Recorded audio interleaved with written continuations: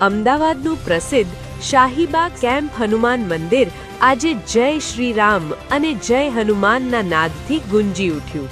હનુમાન જન્મોત્સવના પાવન પર્વે મંદિર પરિસરને ફૂલોથી શણગારવામાં આવ્યું છે.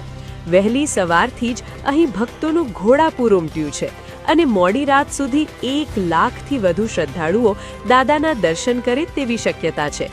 આ વર્ષે જન્મોત્સવનું મુખ્ય આકર્ષણ 251 કિલો દૂધના માવાની વિશાળ કેક રહી છે.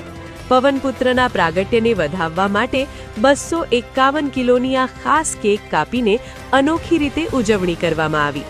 આટલું જ નહીં, ભક્તો માટે 251 કિલો બુંદીનો પ્રસાદ અને 15,000 લોકો જમી શકે તેવા ભવ્ય ભંડારાનું પણ સુંદર આયોજન કરવામાં આવ્યું છે.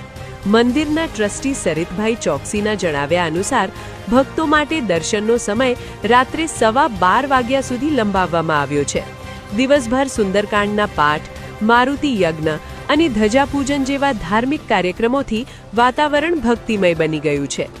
આર્મીની વિશેષ પરવાનગી સાથે ચુસ્ત વ્યવસ્થા વચ્ચે ભક્તો દાદાના દર્શન કરી ધન્યતા અનુભવી રહ્યા છે.